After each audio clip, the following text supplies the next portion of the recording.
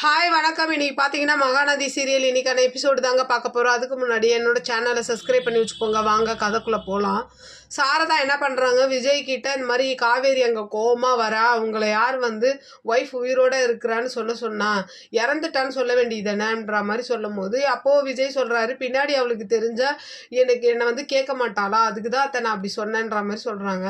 அப்புறம் பார்த்தீங்கன்னா அந்த இடத்துல காவேரி வந்துடுறாங்க. என்ன பண்ணுறாங்க, எங்கே உங்கள் பேரன்ற மாதிரி தாத்தா கிட்ட நின்று சத்தம் போடுறாங்க. அப்போ விஜய் வந்துடுறாரு.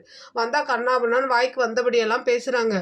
எப்படி உங்களுக்கு இப்படி என்னை ரெண்டாவது தரமாக கேட்க உங்களுக்கு இது வந்தது, யார் உரிமை கொடுத்தா, இதெல்லாம் நினச்சாலே எனக்கு அருவருப்பாக இருக்குது அப்படி இப்படின்னு விஜயே அந்த வீட்டில் இருக்கிறவங்க எல்லாரையும் சத்தம் போட்டுட்டு, இனிமேல் என்னை கல்யாணத்துக்காக யாரும் கட்டாயப்படுத்தாதீங்க, அம்முவை பிடிக்கும்னா நீங்கள் பொண்ணு கேட்டுருவீங்களா அப்படி இப்படின்னு சத்தம் போட்டு அங்கேருந்து கோவமாக கிளம்பி வராங்க.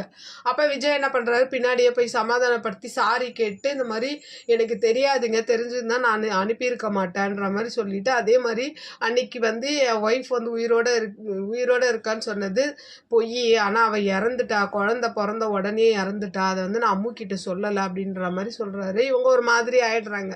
அப்படி இந்த பக்கம் பார்த்தீங்கன்னா சாரதா என்ன பண்ணுறாங்க, இந்த மாதிரி காவேரி கோவமாக போனது எல்லாத்தையும் என்ன பண்ணுறாங்க, யமுனா கிட்டேயே கங்கா கிட்டேயே சொல்லிக்கிட்டே இருக்கும்போது அப்போ அவங்களே சொல்கிறாங்க, ஏன் இவ்வளோ சீக்கிரம் சொன்னீங்க, பொறுமையாக சொல்ல வேண்டியதானேன்ற மாதிரி அவங்க ரெண்டு பேருமே சொல்லிட்டு இருக்கும்போது காவேரி வந்துடுறாங்க.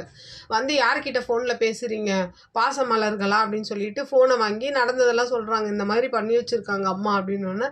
இவங்களும் சொல்கிறாங்க, அவர் தான் நல்லா இருக்கார், ரெடி ஸ்மார்ட்டாக இருக்கார், கல்யாணம் பண்ணிக்க வேண்டியதானே அப்படின்ற மாதிரி ரெண்டு பேரும் சொன்னதும் இன்னும் காவேரிக்கு கோவம் வந்துடுது. ஏற்கனவே கல்யாணம் ஆனவரை நீங்கள் ரெண்டு பேர் கல்யாணம் பண்ணிப்பீங்களா அப்படின்ற மாதிரி கேட்டோன்னா அவங்க யாருமே அப்படியே பேச மாட்டாங்க. அப்படியே இன்னைக்கான எபிசோடு முடியுது.